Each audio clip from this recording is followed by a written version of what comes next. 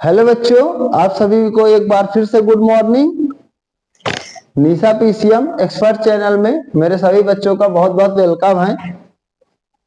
Last video जो physics की upload हुई थी उसमें मैंने इलेक्ट्रिसिटी चैप्टर के बारे में बताया था कि आप अपने जो भी घर में इलेक्ट्रिक अप्लायंस है, अगर आप पर्टिकुलर एक एक इलेक्ट्रिक अप्लायंस की इलेक्ट्रिसिटी को कंज्यूम करना चाहते हैं कि कौन सा हमारा बिजली का जो भी सामान है कितनी इलेक्ट्रिक एनर्जी कंज्यूम कर रहा है, और उसके बाद आप टोटल कर देंगे तो जितना भी आपका हर मंथ जो भी एनर्जी मीटर है जो आपके घर के बाहर लगा हुआ वो कितने यूनिट बिजली कैलकुलेट कर पा रहा है, तो उस चीज को आप भी अपने फिजिक्स के मेथड के तरीके से कैलकुलेट करेंगे तो दोनों का कैलिब्रेशन लगभग सिमिलर पाएंगे। अब मैं उन्हीं पर बेस्ड जो इलेक्ट्रिक एनर्जी है या जितने भी इलेक्ट्रिसिटी चैप्टर पर बेस्ड न्यूमेरिकल पूछे जा सकते हैं जिस टाइप के कि टोटल रेजिस्टेंस कैसे निकालते हैं, किसी भी सर्किट को सॉल्व कैसे करते हैं, उन चीजों के बारे में बताना चाहूंगा।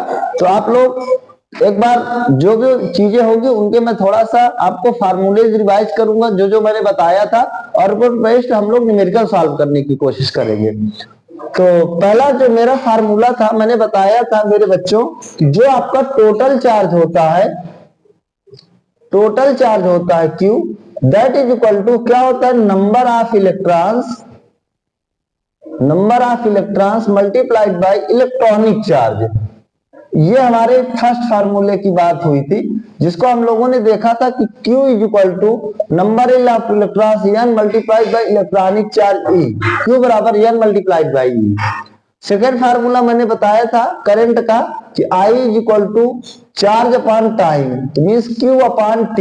ये दो फार्मूले मेरे द्वारा स्टार्टिंग में बताए गए थे आपको, उन्हीं पर बेस्ड हम लोग जो न्यूमेरिकल आपका बोर्ड पेपर में 3-4 साल लगातार आपसे पूछा गया, 2011 में, 2017 में, 2018 में, 2019 में, 2020 में एक क्वेश्चन है।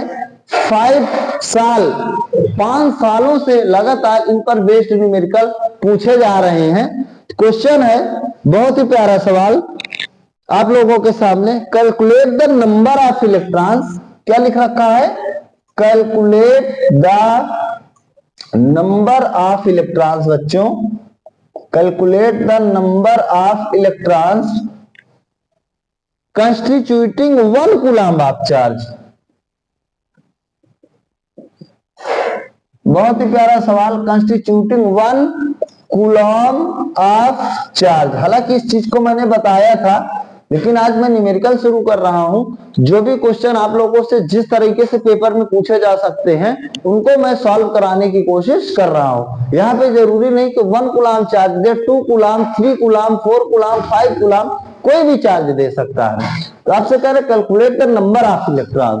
तो बताओ बच्चों, नंबर ऑफ इलेक्ट्रॉन्स जो होते हैं उनका सिंबल हमारा बताओ, नंबर ऑफ इलेक्ट्रॉन्स का क्या होता है, N। इसका मतलब हमको N को फाइंड आउट करना है, और हमको क्या दे रखा है, कंस्टिट्यूटिव 1 कूलम्ब का चार्ज, 1 कूलम्ब का चार्ज है। तो जो चार्ज होता है उसको Q से रिप्रेजेंट करते हैं, उसकी वैल्यू कितना दे रखा है, 1 कूलम्ब दे रखा है। तो इसके लिए Q हमको दिया है, N पूछा है, तो उसके लिए हमारा एक फार्मूला होता है Q is equal to N multiplied by बच्चों E होता है। Q की वैल्यू 1 कूलम्ब दे रखा है, N हमको फाइंड आउट करना है, और E होता है इलेक्ट्रॉनिक चार्ज जिसकी वैल्यू फिक्स होती है। कितनी होती है, 1.6 इंटू 10⁻19 कूलम्ब।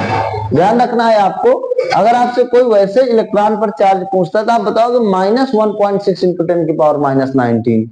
चूंकि निगेटिव चार्ज होता है, क्योंकि हम लोग इसको मैथमेटिक्स के टर्म्स में सॉल्व करते हैं इसलिए निगेटिव साइन मेंशन करने की जरूरत नहीं है। तो आप बताओ n की वैल्यू कितनी हो जाएगी, तो आपका आंसर होगा सर इस वैल्यू को यहाँ डिवाइड कर देंगे तो 1/1.6 इंटू 10 की पावर बच्चों माइनस का 19 हो जाएगा।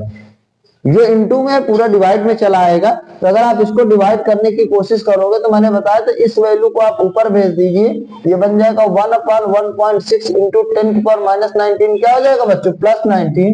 और जब इसको 1/1.6 को सॉल्व करोगे तो आप कहोगे कि सर 10/16 हो जाएगा, डेसिमल हम लोग हटा देंगे, इंटू 10⁻19 हो जाएगा और 16 में 10 का डिवाइड करोगे तो बच्चों आएगा 0.625 इंटू 10⁻19 इलेक्ट्रॉन्स। आपके जब 1 कूलम का चार्ज होगा तो 0.625 मल्टीप्लाइड बाय 10⁻19 इलेक्ट्रॉन्स का किसी भी कंडक्टर से कहीं से भी आपका क्या करेंगे, इतने नंबर ऑफ इलेक्ट्रॉन फ्लो करेंगे। ये आपका पहला न्यूमेरिकल सॉल्व हुआ। तो आप इस चीज को देख सकते हैं, ये न्यूमेरिकल कितने नंबर ऑफ टाइम्स आपसे बोर्ड पेपर में पूछा गया है। इसके बाद इन्हीं पर बेस्ड हम लोग नेक्स्ट न्यूमेरिकल्स जो भी आपके बोर्ड पेपर में बन सकते हैं उनको सॉल्व करने की कोशिश हमारे द्वारा की जाएगी। बहुत ही प्यारे प्यारे सवाल, जिन क्वेश्चंस को देखकर आप लोग बहुत डर जाते हैं कि सर ये सवाल कैसे सॉल्व होंगे, आज मैं उन्हीं क्वेश्चंस को बेहतरीन तरीके से कराऊंगा जहां पे आपको इलेक्ट्रिक सर्किट का डायग्राम बना होता है और बहुत सारी चीजें आपको वहां पर पूछता है। कई टाइप्स के क्वेश्चन यहाँ बनते हैं। तो एक बार फिर मैं अपने पॉइंट को रिवाइज करा देता हूं मेरे बच्चों। जब हमारे रेजिस्टेंस का कॉम्बिनेशन होगा, सीरीज में होता है, तो एक बात हमको ध्यान रखना है कि करंट हमारी सेम रहती है, करंट हमारी सेम रहती है एंड जो वोल्टेज होता है वो डिवाइड होता है, ये ध्यान रखना है। और जो पैरेलल कॉम्बिनेशन में हम लोग चीजों को लेते हैं तो उसमें इसका उल्टा हो जाएगा आपका बच्चों, वोल्टेज सेम रहता है एंड करंट डिवाइड होती है, करंट डिवाइड होती है, राइट। और सीरीज कॉम्बिनेशन का जो टोटल रेजिस्टेंस होता है वो R1 plus R2 plus R3। ये फार्मूला कैसे आता है इसको मैंने बता रखा है, बहुत ही इंपॉर्टेंट है। कोई भी ऐसा साल नहीं होता जब बोर्ड पेपर में ये क्वेश्चन ना पूछा जाए। और पैरेलल कॉम्बिनेशन का जो टोटल रेजिस्टेंस होता है रेसिप्रोकल में 1/R is equal to 1/R1 plus 1/R2 plus 1/R3। तो आपको इस चीज को कैसे आप कर सकते हैं आपको ध्यान रखना है। चलिए हम लोग पहला क्वेश्चन आज की उसी सीरीज का लेने की कोशिश करते हैं। तो मैं यहाँ पे डायग्राम बना रखा हुआ है आपके पेपर में। ये 2011 बोर्ड पेपर में आपका क्वेश्चन पूछा गया। यहाँ पर एक ये डायग्राम बना रखा है इन्होंने, ये देखिए आपका ये क्वेश्चन की स्टार्टिंग हो चुकी है। 3 यहाँ पे रेजिस्टेंसेज हैं और कुछ इस तरीके से यहाँ एक बैटरी लगी हुई है जिसका पोटेंशियल डिफरेंस 10 वोल्ट दे रखा है। और आपका कुछ इस तरीके से ये है, तीनों की वैल्यू दे रखा है 10 ओम, 6 ओम, 4 ओम। उन्होंने दे रखा है 10 ओम, 6 ओम, 4 ओम। ये क्वेश्चन लिख रखा है उसने। यहाँ से आपकी इलेक्ट्रिक करंट पास हो रही है, यहाँ से निकल रही है। आपसे कह रहा है find the current and potential difference in each resistance. इस क्वेश्चन में क्या पूछा है, find the current and potential difference in each resistance. ये आपके सामने क्वेश्चन है।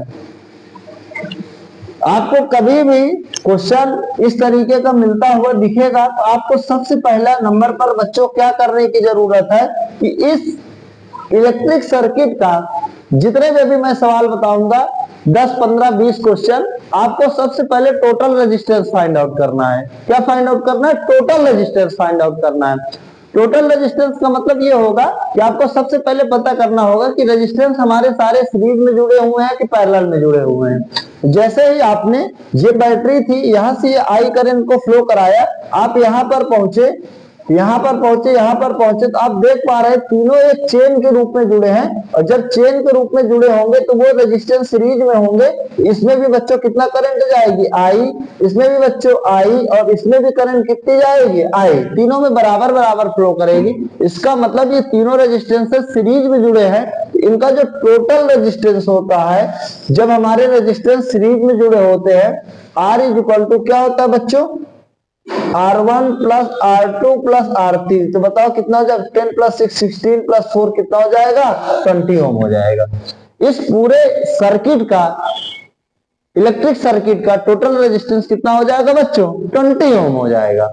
अगर हम लोग बाय ओम्स लॉ करंट निकालने की कोशिश करें सर्किट का, तो आप कहोगे कि सर V बराबर आई आर होता है, बैटरी का वोल्टेज सर टोटल 10 वोल्ट दिया है, टोटल हमारा रेजिस्टेंस 20 ओम आया है, तो करंट हो जाएगी 10/20, इसको आप डिवाइड करोगे तो आ जाएगा 0.5 एम्पियर।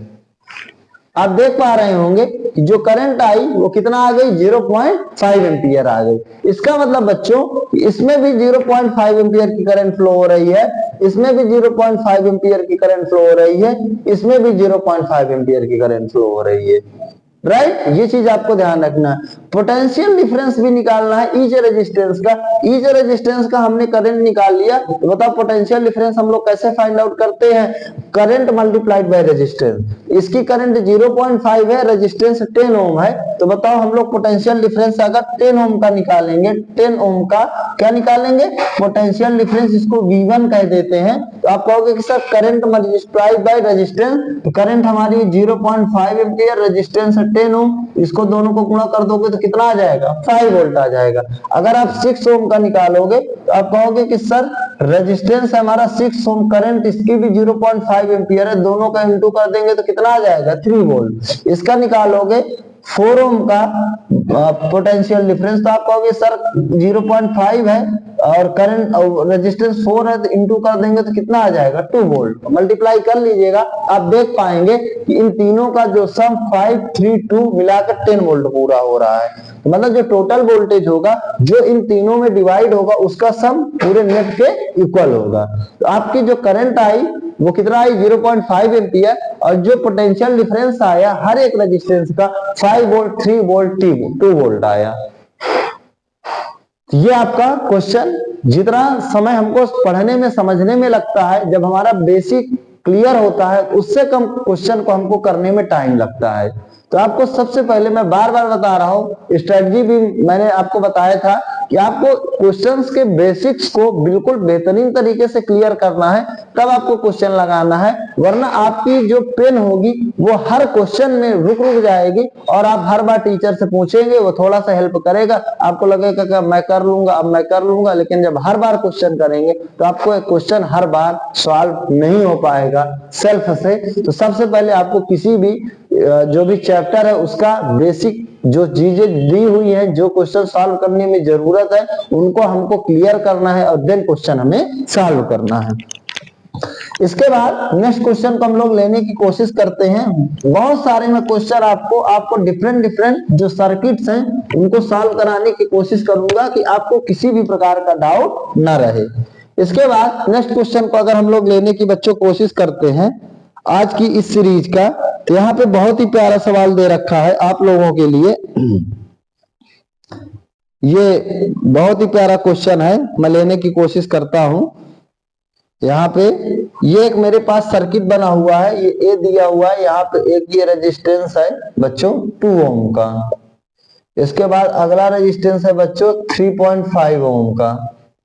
अगला यहाँ पे ये बी बना दिया है इन्होंने, और यहां से क्या किया, ये एक डब्बा बनाया है जिसमें ये 3 रेजिस्टेंस जुड़े हुए हैं। कितने रेजिस्टेंस जुड़े? 3 रेजिस्टेंस। एक 2 ओम का है ये, एक बच्चों ये 6 ओम का है, एक ये बच्चों फिर 6 ओम का है, और अगेन इनको तीनों को मिला दिया है। और इसके बाद ये यहाँ पे सी कहा है, आपको कह रहा है in the following circuit find the value of resistance. आपको रेजिस्टेंस बताना है, टोटल रेजिस्टेंस। क्या बताना है बच्चों? टोटल रेजिस्टेंस बताना है पॉइंट ए एंड सी का। मतलब अगर आप यहां से कोई एक बैटरी लगा देंगे तो कुछ इस तरीके से होगा, तो आपको इस इलेक्ट्रिक जो ये सर्किट है, सर्किट डायग्राम है, उसका टोटल रेजिस्टेंस फाइंड आउट करना है। बहुत ही प्यारा सवाल है। तो बच्चों मैंने बताया कि आपको कभी भी रेजिस्टेंस फाइंड आउट करना है तो सबसे पहले आपको करंट के आधार पर आप डिवाइड करते हैं कि जिसमें करंट सेम पहुंचेगी वहां पर तो हमारा वो सीरीज होगा, लेकिन जब करंट बटेगी तो वो हमारा पैरेलल होगा। तो आप जैसे ही यहां से अपनी आई करंट को फ्लो कराएंगे, ये आई करंट यहां से फ्लो हुई, ये दोनों देखिए चेन में जुड़े हुए हैं, तो दोनों में सेम करंट जाएगी, सीरीज में जुड़े हुए हैं, इसमें भी आई जाएगी, इसमें भी आई जाएगी। लेकिन जैसे ये करंट आई यहां पहुंची, देखिए 3 पार्ट में आपको बढ़ती हुई नजर आ रही है। कितने पार्ट में? 3 पार्ट में। अगर ये 3 पार्ट में करंट डिवाइड होती हुई नजर आ रही है, इसका मतलब कि ये 2 ओम 6 ओम 6 ओम तीनों ही रेजिस्टेंस हमारे पैरेलल कॉम्बिनेशन में एक दूसरे के साथ जुड़े हुए हैं, और आपको आंख से दिखाई भी दे रहा होगा कि ये तीनों आपको एक दूसरे के पैरेलल दिख रहे हैं, राइट। तो जो आपके 2 ओम है, 6 ओम है, 6 ओम है रेजिस्टेंसेज आपको लिखना पड़ेगा कहां से कहां, बी और सी के बीच, आर इन पैरेलल। ये पैरेलल में है, जब पैरेलल में है तो इनका जो टोटल रेजिस्टेंस होगा वो 1 अपान, इसको हम लोग बच्चों आर डैश से रिप्रेजेंट करेंगे, न्यू सिंबल देंगे। टोटल रेजिस्टेंस को हम लोग आर से रिप्रेजेंट करेंगे। बस ये केवल सिंबलिक रिप्रेजेंटेशन है। दैट इज इक्वल टू क्या होता है, 1 upon R one. Total resistance parallel का मैंने बताया था कि तीनों का सम रेसिप्रोकल में लिखते हैं, 1 upon R one plus 1 upon R two plus 1 upon R three. इसको आप सॉल्व करोगे तो आप कहोगे कि sir 1 upon R dash is equal to LCM 6 हो जाएगा, 2 3 जा 6, 6 1 जा 6, 6 1 जा 6, ये कितना हो जाएगा 3 प्लस 2 5 अपान 6 हो जाएगा। तो अगर आपकी वैल्यू 1 अपान आर डैश की वैल्यू आई 5 अपान 6, तो अगर आप क्रॉस इंटू कर दोगे तो आर डैश की वैल्यू हो जाएगी 6 अपान 5, दैट इज इक्वल टू लगभग 1.2 ओम। तो आपने जो ये डब्बा सॉल्व किया, इस पूरे डब्बा की वैल्यू कितना आ गई बच्चों, 1.2 ओम आ गई। अब आपका जो ये सर्किट बचा वो सिर्फ इतना बचा, ये तो पूरा सॉल्व हो गया, ऐसे बना। अब देखिए मैं बनाने की कोशिश करता हूं, ये बस केवल इतना बचा जिसमें इसकी वैल्यू 2 ओम दे रखा है, इसकी वैल्यू बच्चों 3.5 ओम दे रखा है, और जो ये डब्बा आया है इसकी वैल्यू कितना बनी, 1.2 ओम बचा। ये हमारा बचा, ये हमारा टर्मिनल ए था, बी खत्म हो गया, और ये लास्ट टर्मिनल हमारा बच्चों सी था, राइट। आप देख पा रहे होंगे कि ये आपका 2 ओम, 3.5 ओम, 1.2 ओम तीनों ही रेजिस्टेंस आपको सीरीज में दिख रहे हैं। तो जो आपका टोटल रेजिस्टेंस होगा बच्चों वो कितना निकल के आएगा, टोटल रेजिस्टेंस इन तीनों को नॉर्मल प्लस कर देंगे, 2 प्लस 3.5 प्लस 1.2। तो अगर आप इसको ऐड करोगे 3 plus 2 5 1 6.7 ohm, that is your final answer. तो आप देख पा रहे होंगे क्वेश्चंस जो हैं हम उनको कितना सिंपल तरीके से कर पा रहे होंगे। आप लोगों के सामने यही बोर्ड पेपर में 4 नंबर 6 नंबर का क्वेश्चन आपसे पूछा जाता है, जिसमें आपको कुछ वैल्यूज दी होती हैं और वहां से आपको कुछ वैल्यूज को फाइंड आउट करना होता है। इसके बाद इसी सीरीज का अगर मैं टोटल रेजिस्टेंस फाइंड आउट करने का या उस पर जो भी और चीज पूछेंगी, नेक्स्ट क्वेश्चन को हम लोग सॉल्व करने की कोशिश करें। नेक्स्ट क्वेश्चन, हर टाइप का क्वेश्चन मैं आपके सामने कराने की कोशिश करूंगा। बहुत ही प्यारा क्वेश्चन है।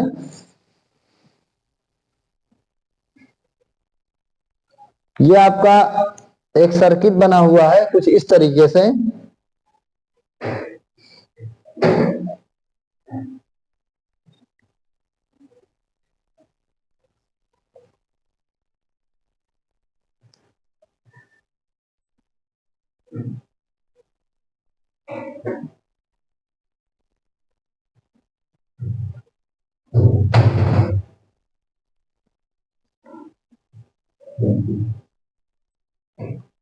कुछ ऐसा ये डायग्राम बना है बच्चों, ये पेपर वाले बना के देगा आपको, है ना।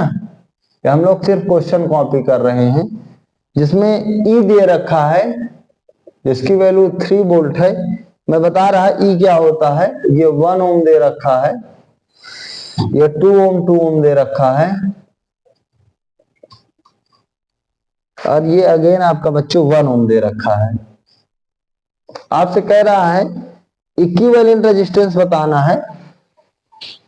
पहला पार्ट इक्विवेलेंट रेजिस्टेंस आपको बताना है, मीन्स टोटल रेजिस्टेंस बताना है। और बच्चों आपको सेकंड पार्ट में करंट बताना है। ये आपका क्वेश्चन। ई अभी आपके सिलेबस में नहीं है, जिस तरह से आप किसी भी इलेक्ट्रिक सर्किट का पोटेंशियल डिफरेंस मेजर करते हैं बच्चों। क्या मेजर करते हैं? Potential difference. उसके लिए मैंने पिछली वीडियो में बताया कि ये कैसे क्या होता है, इसको हम लोग कैसे मेजर करते हैं। जब हम लोग इस सर्किट में कोई भी माइनर रेजिस्टेंस भी न छूटने पाए, मैं किसकी बात कर रहा हूं बच्चों? माइनर, स्मॉल रेजिस्टेंस, छोटा से छोटा रेजिस्टेंस भी आपको इग्नोर नहीं करना, राइट? छोटा से छोटा भी रेजिस्टेंस, चाहे वो कितनी भी कम वैल्यू का भी क्यों ना हो, और उस समय जब आप उसका भी पोटेंशियल मेजर करते हैं कि ये भी रेजिस्टेंस तो होगा जो कुछ ना कुछ वोल्टेज को ड्रॉप कर रहा होगा, कुछ ना कुछ वोल्टेज को गिराने की कोशिश कर रहा होगा। तो इस माइनर रेजिस्टेंस को जब आप कंसीडर कर लेते हैं, इसके अक्रॉस वोल्टेज को कंसीडर कर लेते हैं, और जितना भी, इसको हम लोग ब्रैकेट में बच्चों स्मॉल आर से रिप्रेजेंट करते हैं, जो ये माइनर रेजिस्टेंस होता है। अगर ये भी कुछ करंट को रोकने की कोशिश कर रहा है, कुछ पोटेंशियल को खाने की कोशिश कर रहा है, तो इसमें भी जो करंट जाएगी, अगर आई फ्लो हो रही है तो इसमें भी आई जाएगी, तो इसका जो वोल्टेज बनेगा बच्चों वो आई इंटू स्मॉल आर बनेगा। तो जो ई होता है उसकी वैल्यू हो जाती है जो आपका पोटेंशियल होता है, इलेक्ट्रिक पोटेंशियल सर्किट का, अब प्लस ये रेजिस्टेंस आई इंटू आर, इसके सम के इक्वल हो जाता है। जैसे कई बार क्वेश्चंस होते हैं, हम लोग वहां पे छोटी छोटी चीजों को इग्नोर कर देते हैं, तो आपको यहां पर क्या करना है, ये जो छोटी छोटी चीजें हैं उनको इग्नोर नहीं करना है, क्योंकि इससे दे रखा है। तो ई की जो डिफिनीशन होती है क्या होती है कि sum of electric potential and potential across the small resistance, minor resistance, इन दोनों को जो सम होता है ई कहते हैं उसको। और बच्चों इसको इलेक्ट्रोमोटिव फोर्स के नाम से जाना जाता है। आप इसको 11th या 12th क्लास में पढ़ेंगे, इलेक्ट्रोमोटिव फोर्स ईएमएफ। इसका जो शॉर्ट नेम होता है ईएमएफ होता है, उसका क्या मतलब होता है, ठीक है? तो आपको छोटा से छोटा भी रेजिस्टेंस आपको इग्नोर नहीं करना है, क्योंकि वो भी करंट को रोकने की कोशिश कर रहा है। भले ही माइनर करंट उससे हमारी लॉस में जा रही होगी, लेकिन जा रही है, वो भी कुछ वोल्टेज खाने की कोशिश कर रहा है, तो आप उसका भी वोल्टेज कंसीडर करोगे, उसे इलेक्ट्रिक पोटेंशियल में जोड़ दोगे तो उसे इलेक्ट्रोमोटिव फोर्स के नाम से जानते हैं। बस आपको इतना समझना, ये कुल मिला के एक प्रकार का पोटेंशियल ही होता है, ठीक है? चलिए, यहां से हमारी करंट निकली बच्चों, सो सिंपली यहाँ पे ही पहले ही दो पार्ट में डिवाइड हो गई। जैसे यहाँ पे बटी, मतलब ये 2 ओम दोनों पैरेलल कॉम्बिनेशन में जुड़े हुए हैं। तो चलिए इसको हम लोग पहले सॉल्व करते हैं। तो अगर हम देखें कि जो 2 ओम है एंड 2 ओम है आर इन पैरेलल, बच्चों ये दोनों किसमें जुड़े हुए हैं? पैरेलल में जुड़े हुए हैं। इनका टोटल रेजिस्टेंस 1 अपन हम लोग आर डैश करेंगे, क्योंकि मैंने बताया इक्विवेलेंट रेजिस्टेंस को आर से रिप्रेजेंट करते हैं।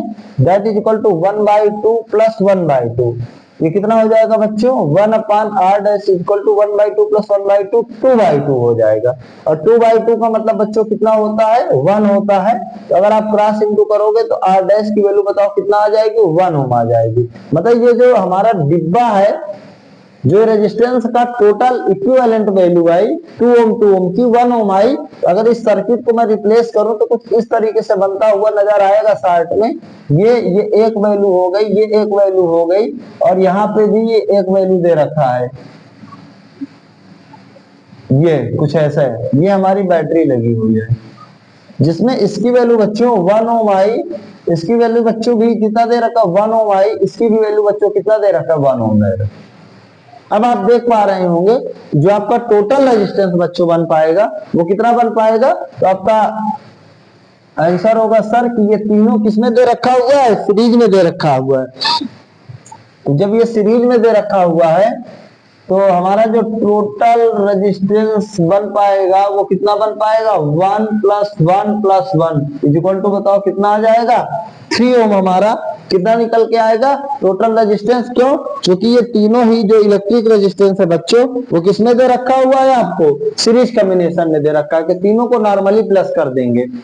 ये हमारा टोटल रेजिस्टेंस आया या इसी को इक्विवेलेंट रेजिस्टेंस के नाम से जाना जाता है। अब हमको इसमें करंट चाहिए तो ओम्स लॉ का लगा देंगे। ओम्स लॉ क्या कहता है, V बराबर I मल्टीप्लाइड बाई R। यहाँ पर मैंने बताया कि V जो आपका होता है, जो E दे रखा है यही होता है, एक प्रकार का पोटेंशियल होता है। इसको हम लोग कितना दे रखा है, 3 वोल्ट दे रखा है। करंट पूछा है, रेजिस्टेंस भी कितना ओम निकला, 3 ओम। करंट इज इक्वल टू 3/3 हो जाएगा, ये कितना आ जाएगी, 1 एम्पियर। तो आपकी करंट 1 एम्पियर हो जाएगी और जो आपका वोल्टेज हो जाएगा वो आपका 3 वोल्ट दे रखा है और जो टोटल रेजिस्टेंस हो जाएगा वो कितना दे रखा है, 3 ओम दे रखा है। ठीक है, जिसको आप लोगों ने फाइंड आउट किया।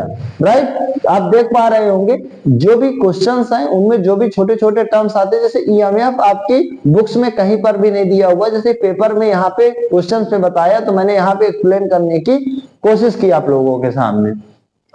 तो ज्यादा इसका मतलब रोल नहीं है, वरना मैं डीप में बता दूंगा। जिन बच्चों को भी जानना हो मुझे कमेंट करके बता सकते हैं, तो इसको भी मैं एक्सप्लेन कर दूंगा कि इलेक्ट्रोमोटिव फोर्स या ईएमएफ क्या होता है। उसको मैंने बताया कि sum of electric potential and जो potential across the internal resistance या स्मॉल रेजिस्टेंस, इसको माइनर स्मॉल इंटरनल रेजिस्टेंस के भी नाम से बच्चों जाना जाता है। उस तरह से हम लोगों ने दोनों को सम कर दिया तो हमको ईएमएफ या इलेक्ट्रोमोटिव फोर्स की वैल्यू निकल के आ गई।